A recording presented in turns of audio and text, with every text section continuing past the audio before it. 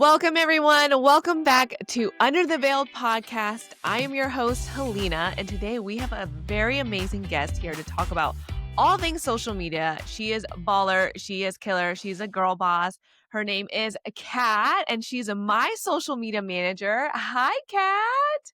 Hello, Helena. Thanks so much for having me.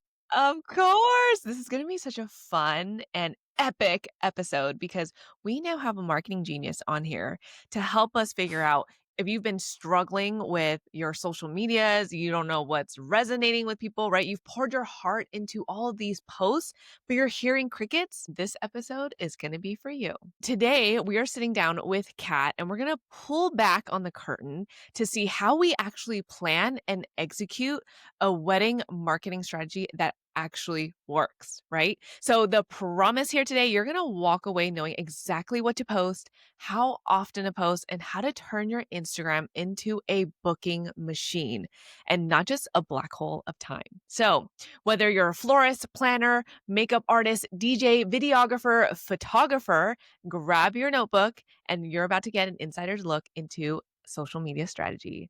Welcome, Kat. Thanks so much, Helena. This is so exciting.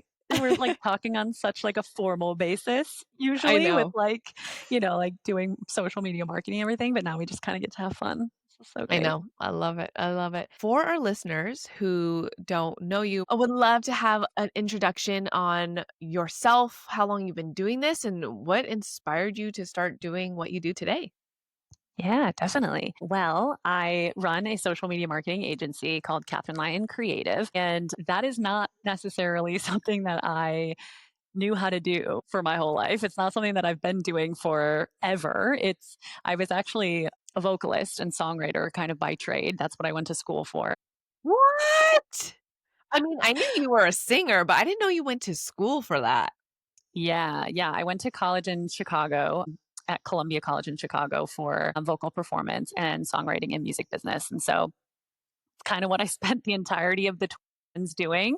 That's kind of how I got into like the wedding industry as well. I was singing in wedding bands in Chicago. And kind of when the pandemic hit, there was no performing anymore. Mm. I feel like we all kind of have that similar story of like pandemic hits, you're not able to do your job anymore. So you have to look for a new one. Yep. And I was kind of looking for something I could do from home, but something that I could also use my skills and my passions in kind of new ways. And also see what else I was capable of, really. So I'm a chronically online type of person. I love making videos, TikToks. I love showing up to camera, talking to people, talking to a crowd. Those are skills that I feel like I had. And so I feel like it was something that I could maybe teach or support other people with because I like use social media so much for promoting myself as a musician, promoting my music and my events and shows and everything. It felt kind of natural for me to just kind of move into the social media world and help other creative business owners, but I just needed to kind of like know how to do it. So I got like a course. I started learning. I started learning from marketing experts. And actually, like the first client I ever got was a wedding photographer who was like a What? friend of mine. And so I kind of like naturally fell into that area. But now I kind of work with a multitude of different industries and niches. I love it. I love it. That's so cool. Wow, taking your passion and then realizing there's so many skill sets that come with it. It's not just showing up and performing. And that's the same thing for wedding creatives, right? We're artists by trade. Mhm. We're good at what Yep. we do, but we have to show up in other ways too. And I bet in those trades, there are also those skill sets in which we can utilize in marketing. Yeah. Absolutely. Yeah. Like the way that you talk to people, the way that you connect with other people in real life at weddings or just like in the industry, that's how you should be taking all of that and putting it into your social media. Our Totally. personalities are the things that, as like, personal brands almost, or like service providers, we are the service, we are like the provider of the service. And so people need to know us. And so the more that we can share that through our marketing, the better people will understand that like we're the right person to help them. Absolutely. And I actually want to double click on that because we all, okay, I won't say we all because we don't all hate showing our face, but a good majority of us do not like showing up. We don't like talking to the camera. What kind of advice do you have for people who are a little bit more introverted or just a little bit more shy?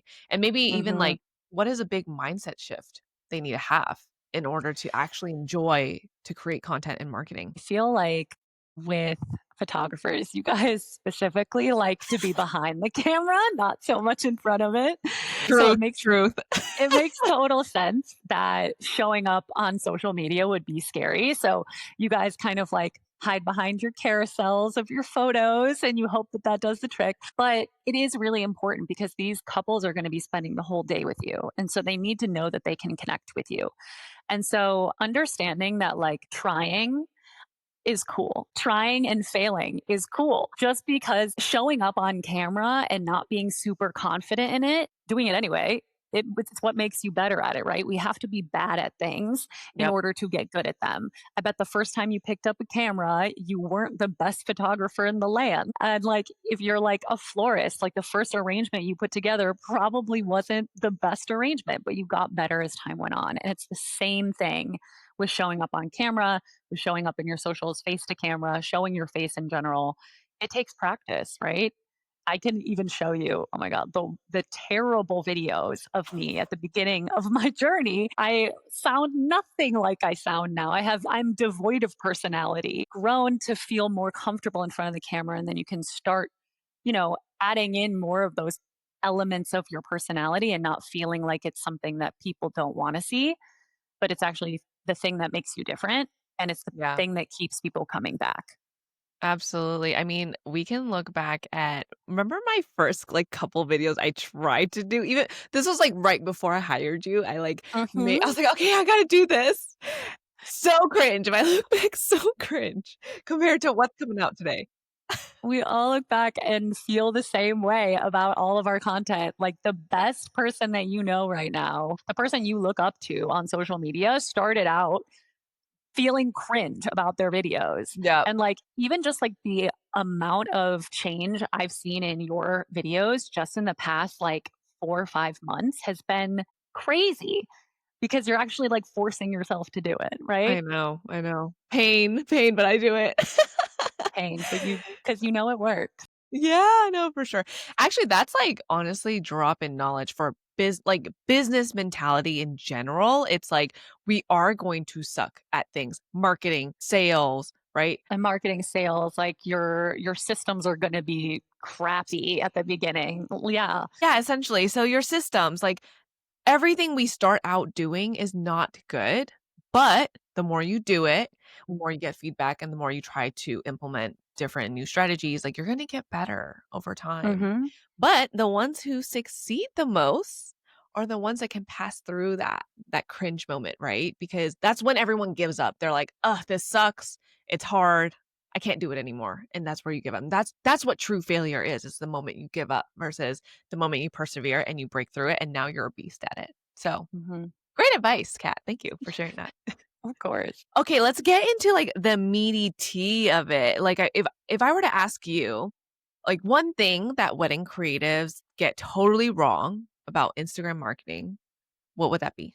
One thing comes to mind immediately, and I know that we've talked about this before, even in your own marketing, we've talked about this, but just posting pretty photos are what scale your business and is like sufficient enough for marketing. And I feel like while that may work for some people, people who are really dialed in with the trends right now, their photos are really representative of the industry. That may work for them. And it may have even gotten you to like where you are right now, but it doesn't do a whole lot to like really scale us to the next level. And I feel like a lot of people don't really know what like strategy and marketing are. So they feel like as long as I'm consistent, as long as I'm showing up, I'm showing my galleries, I'll get clients. That is why I feel like a lot of photographers or just wedding creatives in general fall back, like they have to fall back on their referrals because they're not seeing those clients coming in through their social media.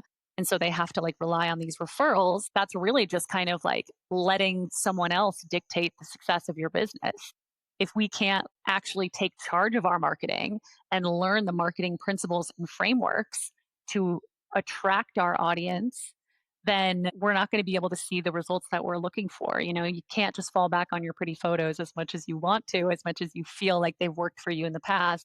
If you're stuck at that six-figure area right now and you are really struggling to move past that, then we need to start investing in our marketing, right? It's what drives our sales. So if you're not Yep. having the sales, we got to do the marketing.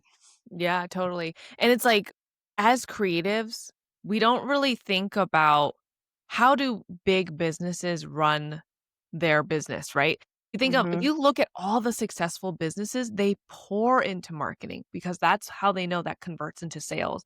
And so I know we're a little bit on a smaller scale, right? Mhm. Maybe the first 100, 200K, but you have to start thinking like a business owner. If you truly Mhm. want to scale this into the next thing, what can you Mhm. do or what can you invest in so you can get more reach, right? Because there's only so much you can do alone. Absolutely, there's only Exactly. so much you and me and you are really a testament to this because we like to hire out everything, but we're gonna Yeah. grow so much more because of it, and it's a lot of that fear of that unknown. How do I train someone? How do I trust someone? How do I even interview someone? So, Mhm. that's a whole nother conversation for another time, but absolutely, I agree with that. Speaking of, like, strategy, a lot of wedding creatives really struggle with what to post exactly. What do I put in a caption? Like, how do I advertise for myself? What are some ideas or frameworks that Mhm. wedding creatives can use to make that process a little bit more easy for them? Yeah, definitely. And I love that you said the word framework because that is like my bread and butter. Everything that I do for my clients and for myself is based on marketing principles and marketing frameworks. And frameworks make it really easy for us to create quickly and efficiently while making sure that everything we're putting out is intentional to the growth of our business. I've learned this one framework from, I think, just from some other experts in the field and also my business coaches over the years. But it's a very simple framework that you can use, and it's called the PAS framework. Helena, you and I use this, you know what it is. But for all those listening, PAS stands for problem aware, agitation, and solution. And those are kind of like, I want you to think about those as your content pillars and not content pillars like inspiration and like education. Like, that's like the content pillars we hear about all the time in social Totally. media. But those don't really have anything to do with like your audience or like the growth of your business. And so when we think about PAS, problem aware, agitation, solution, these are the types of content essentially that you will be creating. You can create them in any format, whether it's a carousel, a talking head piece of content. It's more about the content itself, what you're actually saying, the messaging behind it. And this is where obviously a lot of people I feel like need that support is like, what do I say? What do I say about this wedding day other than, thanks so much for having me? It was a beautiful day. Problem aware content, we can break it down basically by each PAS. So, problem aware is basically going to be the signs and the symptoms that your audience has a problem. So you're going to be thinking about the problem itself that they're struggling with, but then also how that's showing up in their life. And that is what you'd be talking about in your content. So, for example, like you can be telling them the red flags to look out for in a wedding photographer or anything throughout the wedding day.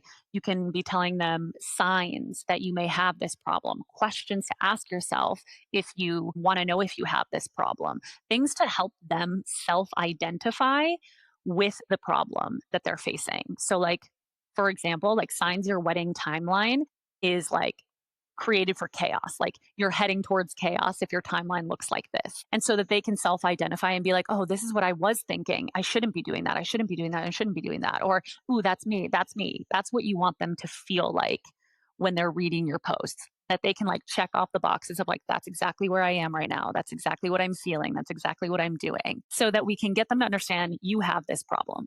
Because a lot of the time people don't know that they have the problems that they have, or they don't know how to verbalize them, right? So that's what problem aware content does. And then the next one is agitation. So it's basically any myths, mistakes that people are making, gaps in their way of thinking, ways that you can identify that the way that they're going about fixing those problems right now is wrong and they need to seek a new solution. So, like, this could be, for example, like the mistakes couples make when choosing a photographer based on the venue alone. There could be, like the myths in the wedding industry or how to choose a photographer based on XYZ. It's basically just myths, mistakes, gaps in their ways of thinking, ways that they're doing things wrong right now. Because we want them to understand that, yes, they have a problem and they don't know how to fix it yet. So then when we get to solution content, which is the last step in this framework, that's how you specifically solve these problems for your audience. So that now they know they have a problem, they know they can't solve it on their own, and they know that you're the person that they need to solve it. So it kind of takes them through that buyer journey of like awareness, building trust with you, and then inquiring to work with you. Absolutely. Would this all be done, like, within one post, or does it get done No. throughout the week, or how does that work? Yeah. Yeah, it's definitely not done in one post because it's far too much to throw on somebody in one post. We want to break these up. Remember, these are like content pillars. So every Right. time you go to create a piece of content, you choose one of these. And that's what your content is going to be based around. Whenever we try and like fit too much into a piece of content, we just risk confusing our audience. Just taking one of these to implement, maybe you post 3 times a week on Instagram. One is problem, one is agitation, one is solution, and then you can throw in galleries for the other 2 posts and call it a day. That way you're keeping everything super strategic. You're still posting your galleries and you're making sure that people are moving through this buyer journey as well. I love it. I love it. And then is this specifically for Instagram, or could it work for TikTok too?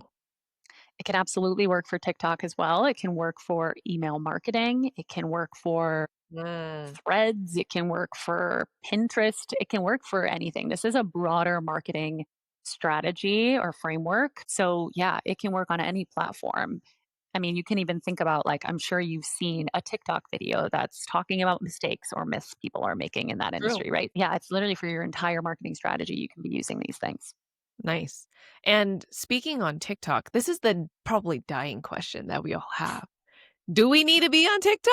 Like, is it worth it? Do we go on TikTok and Instagram and Pinterest? Like, which platforms are actually, what is it worth for wedding creatives out there? Hmm. Yeah, it's worth a whole bunch. I'll say that. Like, TikTok is, it's like the new frontier. I mean, you know, it was for a hot minute, and I still think it will continue to be despite the new ownership and everything going on with it. But I do think it is a place where most people who are getting married go to look for inspiration. That used to be Pinterest a lot, and it still is. Pinterest is still a very important platform for visual artists, visual business owners, like, but TikTok is just off the charts in the way that people use it as a search engine. They go there to search best wedding venues. They go there to search like best wedding photographers or candid or cinematic wedding photographers, right? They're searching for the people that they want, the venues they want, the locations that they want, the products that they want. They're going to TikTok for it. And so any place that your target audience is showing up is a place that you should be. Yep. Yep. And I know we talked about this in our office hours. So if you're a part of Creative CEO, I actually bring in some guest speakers and the experts in their space. And I had Kat come and teach to my students, like, hey, we're getting a different buyer type in the upcoming years, right? And so, how are we going to show up for them? Because in the past, millennials, we've heavily relied on referrals, reviews. We want to see if you're published, just knowing that we can trust you based off of that. But Gen Z, now the buyer types of Gen Z, they're kind of buying off of vibes, right? And if they, well, that's why one, now it's important more than ever to show your face because they want to see who you are and know that they're going to vibe with you because you will be with them all day. Mhm. And then two, like, how are you going to support them throughout the day? They just want to know they're going to be taken care of. I mean, probably a few other things too, but those two basic needs. And so that's why it's important to show up in the places that they're going to be as well. So not only just Instagram, but they're probably off of Instagram more and they're probably more on TikTok. And making sure that the way that you're showing up is attracting that type of audience. So if we're Mhm. seeing a lot more Gen Z couples are getting married these days, like how are we attracting them and how is that different than attracting millennials in your marketing? So like some easy ways to do that are talking about trending topics, talking about like what they're Mhm. talking about. Celebrities that are getting married, can you comment on it? Influencers who are getting married, can you comment on their weddings? Things that they care about, what are those things? You should be talking about those things to attract them. Yeah, no, totally. And that's just one half of the equation because the next half now is we're marketing towards them, but how do we this is the toughest part for wedding creatives. Like, we don't wanna come off as salesy, and we don't wanna make the ask, but how can we show up without feeling like we're bragging or just trying to sell all the time? Yeah, definitely. So this is not just a problem for people in the wedding industry, for True. artists. It's a problem across the board. Nobody wants to show up and say, buy from me. But that is not the way that it's not the way that you have to show up. And actually, specifically speaking around like Gen Z couples, they don't care what you sell. Like they're not here on social media to consume ads. And we are actually seeing that so much more now that they're trying to get away from that as much as possible. So just showing up and saying like, my here's my discount on my packages today. Now's the time to buy. That's not going to resonate with them or really anybody at this point because people are tired of being sold to. And so we have to be more creative. Some ways to do that are to tell stories of the ways that you've supported your couples in the past. And we call it kind of like solution selling in the industry, I guess. Yeah. We call it solution selling because we're selling the solution. We're not selling the deliverable. We're not selling how many photos you get and what's included in the package. We're selling the transformation of what's possible. That doesn't sound like selling. It sounds like telling a story. It sounds like talking about the couple that you just worked with and how you supported them throughout the day. What problems came up? How did you manage those, right? What did they come to you looking for and how did you get that outcome for them? All of this is selling. It's Yep. just doing it in a way that feels more natural and that actually connects with the person you're trying to attract. Absolutely. Yeah. And I want to almost like reframe selling as well because a lot of people think like selling is a little, it just feels icky. And that's why they don't want to make the ask. But I'm like, if you truly believe you're an amazing wedding pro, whether makeup artist, DJ, florist, planner, and if you think you can do the best job you can and serve these couples, why is that bad? Right? They should pay Mhm. you for your time, one, so that you can have the resources to best serve them and then 2, like, to be able to have that confidence in yourself that you can serve them, like, that is a gift. That is a like, that is not a bad thing to ask for. Like, "Hey, I can" it's like a favor. It's like a win-win on both sides, right? Like, I have Mhm. something that you want, I can do it really freaking well, and then if you pay me, great. Then I can get I have a living, and I feel safe, and I have resources now to best serve you. And you have incredible wedding photos and incredible like memories to look back on, right? Yeah, Yeah. right, exactly. So, almost reframing the selling has I think it will be really game changer for a lot of people who are listening to this. If you can reframe that, then it won't sound so scary or making the ask doesn't sound that scary. Yeah. And it kind of comes back to like your brand. Having a very solid understanding of your brand is so important because it allows you to show up and almost brag about yourself in a very, you know, effective way. It allows you to understand what makes you different and what your values are and what you believe. And it allows the audience to decide if they can stand on that side of the fence with you, right? And a lot of people don't know what makes them different. They don't know what separates them from the other people in their industry. And that's why you feel like it's so hard to sell yourself because you don't know why anybody should want to book you. So, take the time, sit down, and write down what makes you different and why would someone choose you over someone else. It's all about getting clarity and taking the time to do that. Because I feel like a lot of times as business owners, we're really reactive in this industry. We're just like, "Okay, someone booked me. Okay, great. Now I gotta show up to shoot and then edit their photos and then rinse and repeat."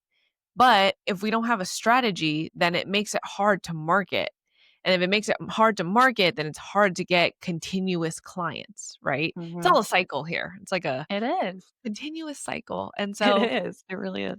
if you do not have time for marketing and sitting down to understand your game plan, then one, there's a few things going on. Probably one, you're underpriced because if you're working too much and you don't have time to do this, that's a problem. So raise your Mhm. prices.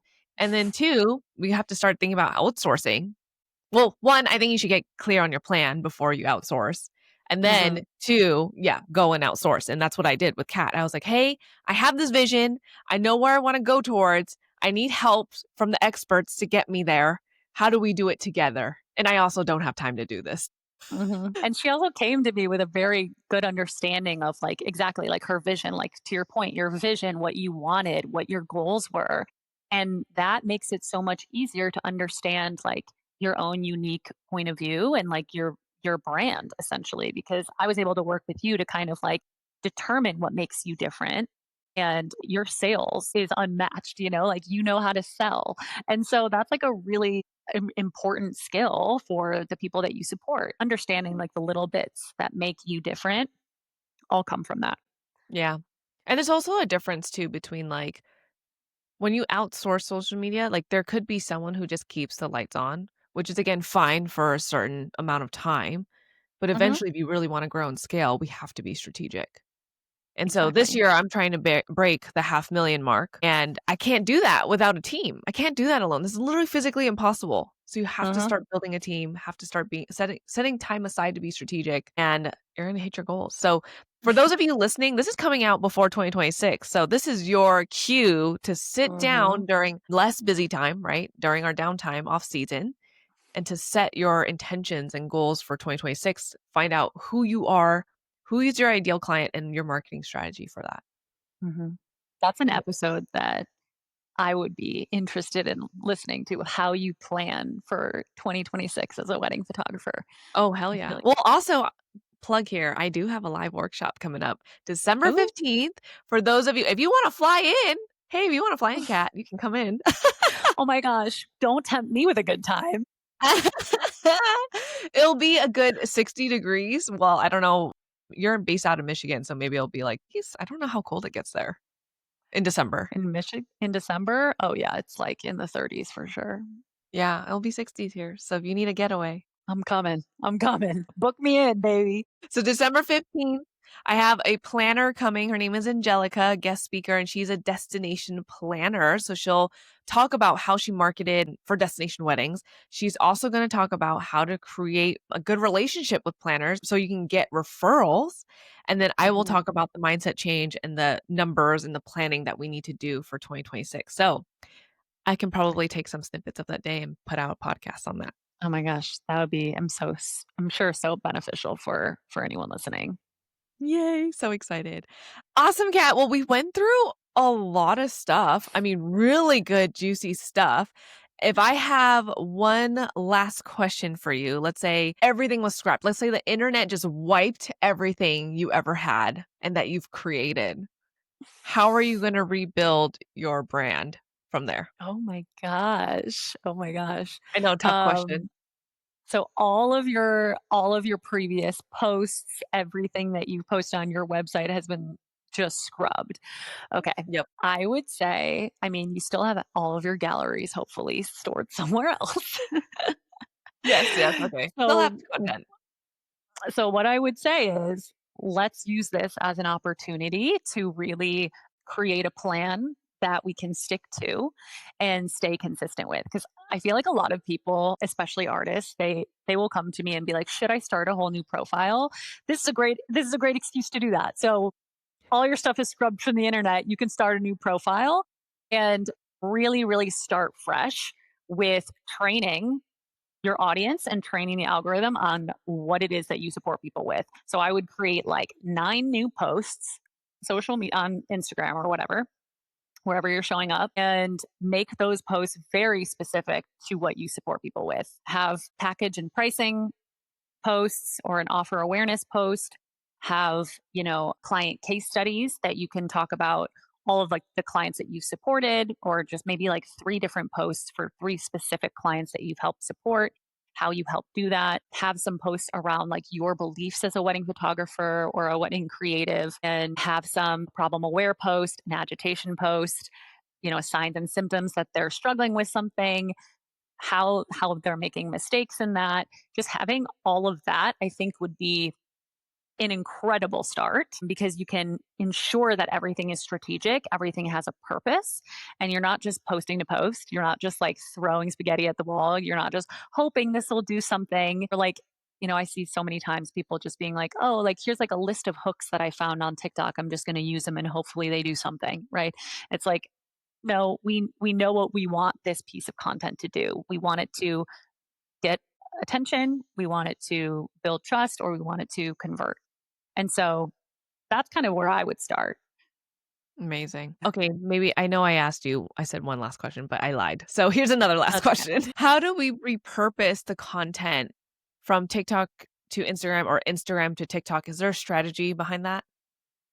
Yeah, there can be. A lot of people like to completely just like copy paste over from one platform to another. Problem with that is that if somebody finds you on TikTok and they see all your content there, they binge all your content, and then they go over to your Instagram to learn more and they just see all the same content there, there's absolutely no reason for them to follow you, right? Yep. So, but that doesn't mean that all of that content you create has to go to waste. You can strategically repurpose that content into new formats coming from a different lens, right? And putting that over on Instagram in a way that Instagram functions more. So, like, people use carousels a lot more for education over on Instagram. So, if you have a talking head video over on TikTok and you're talking about like the signs that your wedding timeline is too tight, you can go to and move that over to Instagram and create a carousel for that instead, where it's like you're using the same concept, but it's just presented in a different way. And most of the time, like about 99% of the time, no one is going to notice because they're most likely just going to see a new post and think of it as a new post. They're not like really digging into the specifics of what that post is really about. Especially if you're, using a little bit different wording or approaching it in a slightly different way or using a different example or a different client to illustrate your point. Yep. All of those are ways to kind of repurpose the same idea in a new way. Love it. Love it. So Yeah. good, Kat. So good. This is why she's on my team. A plus hire I've ever done. I'm so excited. Uh, Thank you so, so much from the bottom of my heart on taking time to speak on Under the Veil podcast and also to all of our listeners today. So if y'all are of looking for a course. social media manager, check her out. Her Instagram handle is it's Catherine Lyon and Lion spelled Lyon. I'll leave her info in the show notes down below. And if you loved what we talked about today and you're excited about building a business and a marketing strategy to book your dream clients, this is also something I do inside my Creative CEO program where I help coach students to level up in their business. So if you're interested, you can apply and learn more at creativeceo.co. And with that, we'll see you on the next one. Thank Thanks, you, Zaina. everyone. Thanks, Kat. Bye, guys. Bye.